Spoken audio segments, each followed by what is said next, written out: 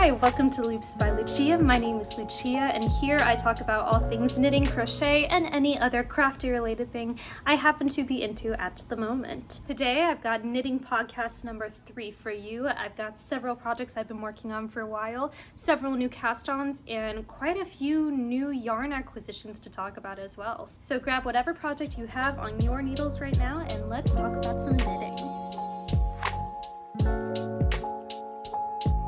I do not currently have any new finished objects to show, so I'm going to be starting with some current whips, including one that is almost done and should definitely be done by the next episode, and that is my Cagery home sweater. This is an oversized drop shoulder v-neck, and it is worked top down, flat, and then it is worked in the round once you get past that little V of the v-neck. And I am currently working on my second sleeve, which I am very close to being done with. I probably have about 13 rows of the stockinette and then 25 rows of the 1x1 ribbed to go. This is a DK weight sweater. It has a 16 stitch to 25 row gauge on a 4x4 square on 5mm needles, and I've been using 5.5 to get to this gauge. This sweater has 8 to 10 inches of positive ease, so it's extremely oversized, and I have been working on size 3 for this pattern. The original yarn for this pattern is Gregoria Fibers Cloud, which is 42% alpaca, 30% cotton, and 28% wool, but that yarn is no longer sold as far as I can tell. So I've been using the Essayer Soft, which is 56% alpaca and 44% Pima cotton in the color 0E, which is their nice creamy white color. So like I mentioned, I have now finished the first sleeve of this pattern, which had 87 rows and 25 rows of the 1x1 rib.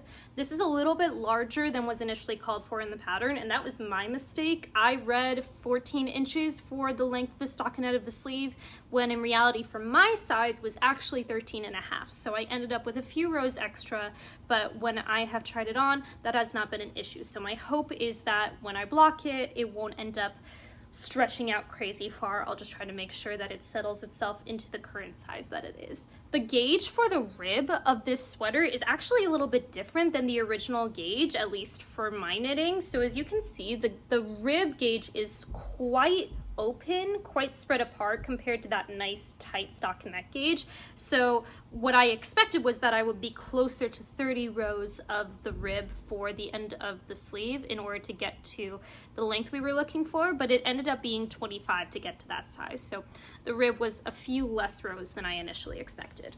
I have noticed that for me personally, usually by the time that I've gotten to over a month of working on a project, I am just about done. But these sleeves on this particular size needle have taken quite a while. I'm not sure if it's just the 5.5 just being a little bit uncomfortable for my hands, but I've only ended up being able to do about 1 increase's worth at a time, which like I said is 12 rows. So I get to the 12 and I'm just a little bit tired, I'm a little bit worn out, I'm looking for something more exciting and new to work on. It might be the color, like I said, it might be the needles. You would think that the sleeve would go by faster with a thicker needle, but that just hasn't been the case for me personally. I have had ample opportunity to work on this sweater because I and my ADHD brain like to immediately go to the most colorful thing and the most exciting projects, but with this, I'm able to do just extremely basic stockinette, which I don't even need to look down at. I could just sort of do it mindlessly, and that's been helpful because at my job, I, if you don't know, am a music director for theater in the DC area, so I have been working on a play right now where I have a lot of downtime during the play, and I've been knocking this out slowly, and it has been really good and sort of discipline for me to have just this project in my purse to be working on, because it has forced me to get a lot done on this project. So I am extremely happy with how this sweater is turning out. Even though it's been a little bit of a slog to finish, it is turning out so beautifully. I love the fuzz, it feels very cozy. I'm excited to see how once it sort of blocks out sort of the weird little texture between the stockinette and the rib, I think that'll block out really nicely, and then everything will just look very drapey and cozy. I have been working on a knitting vlog for this sweater, so once I finish this sweater, I'm gonna edit together all of that massive amount of footage that I have of me working on this sweater every step of the way, and you will see that on my channel very soon. I am so deeply excited to show you my progress on this next project. This is the Moby Sweater by PetiteKnit, and I've been working on this for about as long as I have been working on the Home Sweater by K3. This is an absolutely gorgeous textured cabled pattern. It is a drop shoulder top down pattern. It has this gorgeous crisscross panel down the middle of the front and the back, and then you also have these beautiful, very dainty little cables as well down the side, and everything else is sort of filled in with this beautiful textured double moss stitch pattern. This is a worsted weight pattern that is generally knit with a DK plus a lace, and the gauge is 20 stitches to 28 rows on 4mm needles. I instead have been knitting using 5mm needles, and I have been using the Cascade 220 in lavender, which is a 100% wool yarn, and I got that and the yarn for the home sweater at Looped Yarn Works in Washington, D.C. This is a nice sort of oversized pattern, not quite as oversized as the previous sweater, but it is a 6 to 8 inches of positive ease ideally, and I think that I'm gonna fall right in between there with about 7 inches. Since we last spoke, I have finished the back, and I have connected in the middle, and I have been working in the round. I've got about 3 inches done, which is about a third of the size that we're looking for the body. We do want the body to have about 10 inches of this knitting. I am super pleased to say that I think probably for the first time ever, and even more shocking with this particular pattern, I have not had to look at the chart since I connected this project in the round. It has been very intuitive. I really feel like I've got a strong hang on the texture and the pattern. The only thing that's a little challenging to remember is just the direction of the cable. I have made that mistake a couple of times, whether I'm supposed to hold the stitches in front or in the back, depending on which panel I am in. So that has been a little bit challenging, but otherwise I have been so solid on this pattern, and I am so grateful to PetiteKnit for making a project that looks so complex and so challenging and making it truly intuitive for what I would refer to myself as like an advanced beginner knitter. This is my very first cable project, and this has been shockingly easy to work up. The only issues that I've had so far, and you might have noticed it as I was holding up the sweater, is I do have some sort of strange like puffing issues when it comes to the cable. It's minimal, and I don't know if you can really notice it. I can't quite tell, but there are some spots where I don't know if I held the yarn incorrectly, held the needles incorrectly, I'm not sure, but there are some puffed up spots where I actually do my cabling, and I'm hopeful that with blocking I'll be able to sort of make that yarn relax and I won't have to worry about that mistake anymore.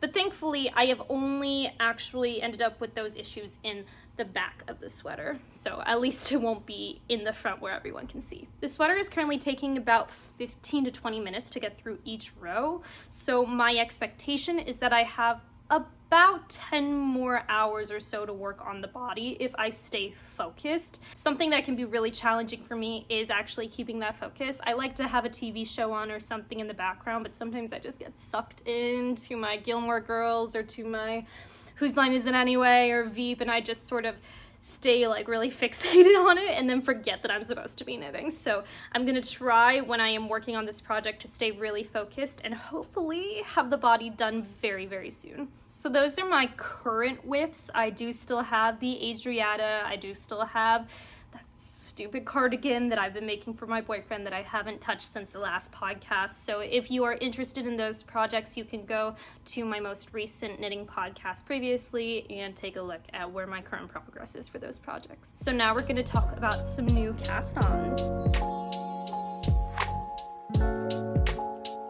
My first new cast-on is another PetiteKnit pattern, and this is my Monday sweater so far. This is a top-down raglan with a folded neckband. As you can see, I am about halfway through the raglan increases for this sweater. This is a very simple, very basic top-down raglan with a folded neckband, and like I said, this was in my initial knitting plans for the month, but there have been some adjustments to it since I made that video. This is a DK weight pattern or a fingering plus lace, and the gauge for this is 21 stitches to 28 rows on 4mm needles.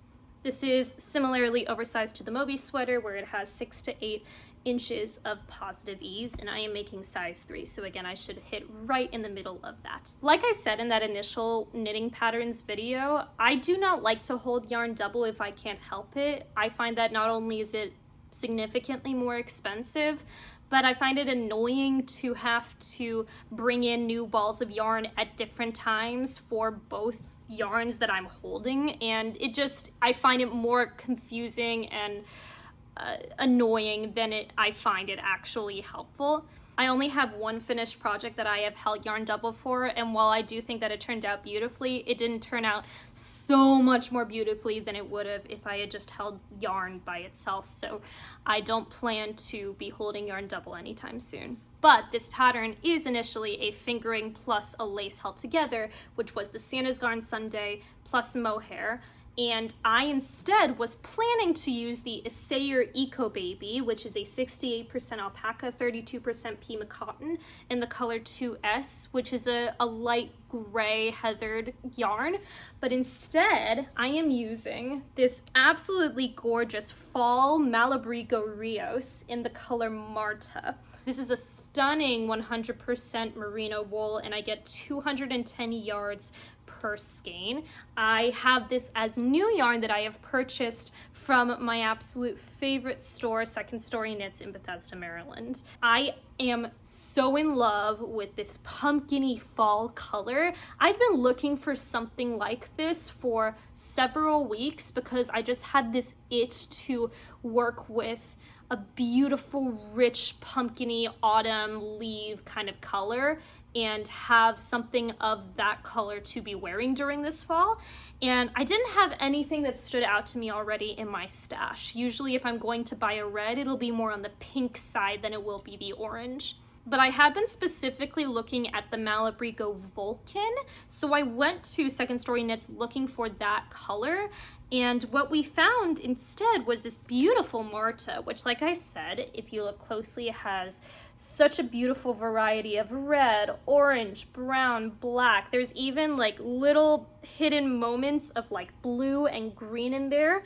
And so if you look at what I have so far for this sweater, you just have this beautiful sort of like semi self-striping look. And I think that it not only has made it really interesting for me to work with and made me excited to see what each row is going to look like, but for the eye, when I am done with this, it's just going to be the most beautiful sweater to look at.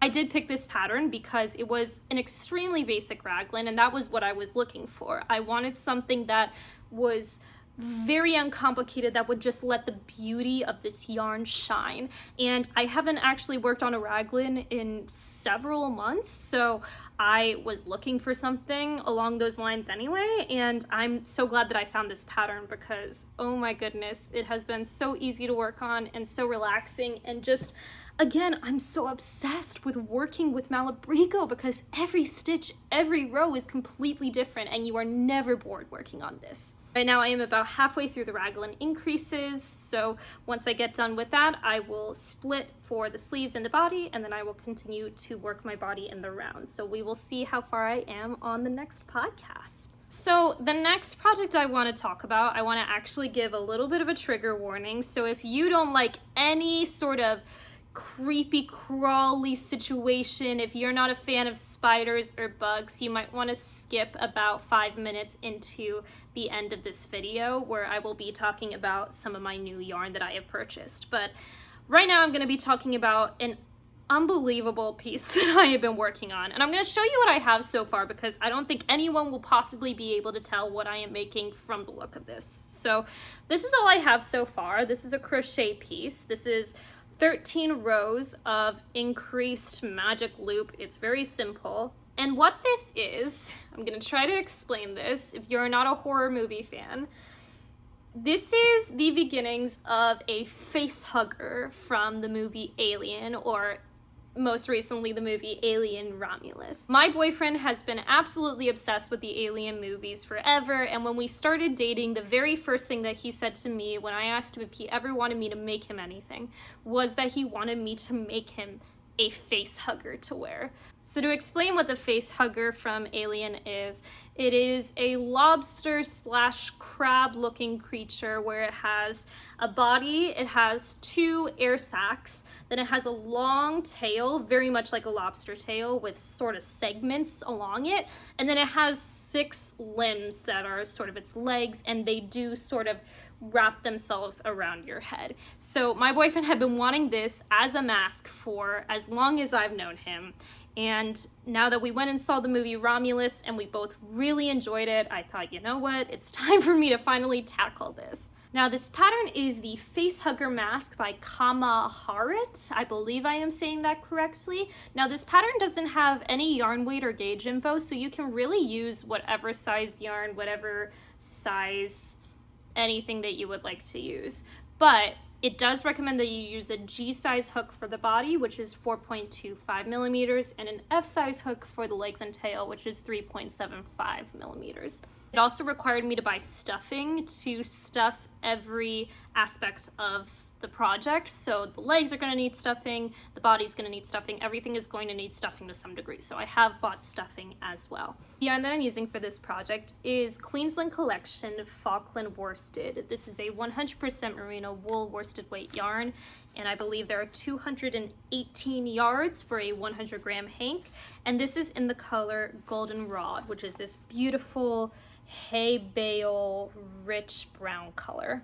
Now I do want to bring up real quick that I originally was working on a different face hugger pattern. I was working on an Aran weight pattern by Cindy DeVries, which is also just called the face hugger, and I got quite far through the body, which instead of being circular was just a long sort of rod that worked its way into the tail.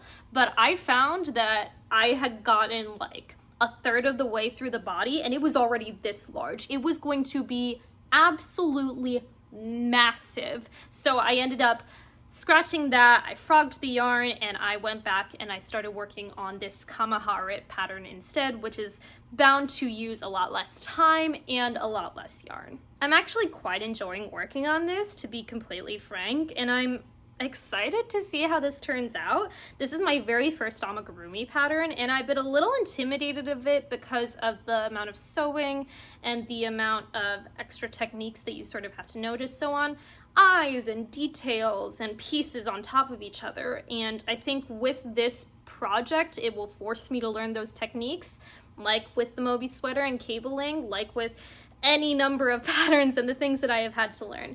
And hopefully it will make me want to work on another amigurumi pattern, make some gifts, hopefully for the holidays. I think that would be a really wonderful outcome for this pattern. I'm hoping this will be done by Halloween so he can wear this for Halloween, but he has expressed interest in wearing this throughout all of winter to keep his face nice and warm. Finally, we're going to talk a little bit about some new yarn that I have purchased. So my boyfriend and I went to Charlotte, North Carolina for a concert, and we went to a place called A Kiwi's Yarn in Charlotte, and we bought some beautiful new yarn that I'm excited to show you. First off, we've already spoken about it, but I did buy the Falkland worsted there, and I bought 4 skeins of this for his face hugger. Now that I'm doing the different pattern, like I said, it will require hopefully way less yarn, and I will be able to use the rest of this yarn for something else. I also bought 2 skeins of the Barocco Tilly. Now, you might remember this from my yarn stash video. I do have another colorway of this, but I have not used it yet. I'm just so excited by the color and by the feel of the yarn that I just had to get another color of it. This is the color Faye, and I found out a really interesting little tidbit of information from the man who was working there, that all of the different colorways of the Barocco Tilly are actually named cotton, just in different languages. So my other colorway that I have, Algodeo, is one language's version of the word cotton. I don't know what language uses the word fay for cotton, but whatever it is, that is a really super cool way to name your yarn, I think. This is a 62% Pima cotton, 38% Cupro? I still don't know how to pronounce it. This is a 100 gram hank, 375 yards, and I was hoping to go ahead and use these two hanks for a hat and gloves combo for the winter. I think that will be probably a better use for this yarn than something like a sweater, because it does have a little bit of a fuzz to it and it is a little bit thinner than I would usually like for a sweater for myself. So I do think hat and gloves will be a perfect use for this yarn. And the last yarn that I purchased from a Kiwi's yarn might actually surprise you a little bit, but it is this Jody Long Coastline. This is a 218 yard, 100 gram ball of 33% cotton, 28% viscose, 27% nylon, and 12% linen. And this is in the color Seafoam. Now you can see just from the end here that it does have a nice fluffy core, and then we do have the yarn that sort of wraps its way around that core in sort of a chainette style. Now, what I love about this yarn and what really surprised me, because you hear that mix of fibers and you think that sounds to me like a summer, a lighter yarn, but this yarn is very soft and it's very sort of plump as well, and it really surprised me. And I actually think it could be perfect for a fall knit. And I have my thoughts on the Dear Duomo sweater, which I did also put in my knitting patterns video, and I can't remember what yarn I paired to it, but I'm thinking that I might switch it out for this. I really love this back and forth between this light green and this dark green. It's very even throughout, and I think it could actually end up being really beautiful and really a nice sort of simple variation of color to look at. And I think that it would actually be a really lovely garment with this yarn. So nothing is official, but I do have 6 balls of this, which would be enough for that. I could also see myself doing another very basic raglan. I have a whole list of patterns in my Ravelry library that I didn't put in that video, but might be perfect for this yarn as well. So we will definitely see where this yarn takes us. So thank you so much to A Kiwi's Yarn for all this beautiful yarn and for all of your help. I'm very excited about what I have and to add it to my stash and hopefully make something new with it all very soon. And that is all I have for you today for this podcast. If you enjoyed this podcast, please consider subscribing, liking, and commenting on the video, and maybe sharing with other people in your knitting circle. I would love for you to comment below any projects that you are working on, as I am always intrigued by new patterns that I might enjoy. I do want to say that we have already surpassed 200 subscribers in like 5 videos, which has absolutely blown my mind. Thank you all so much for subscribing. I am so excited for the way that this channel has grown already, and I hope you will continue to join me on this lovely journey of learning how to knit. Thank you all for being here and for watching, and I will see you in the next video. Bye guys.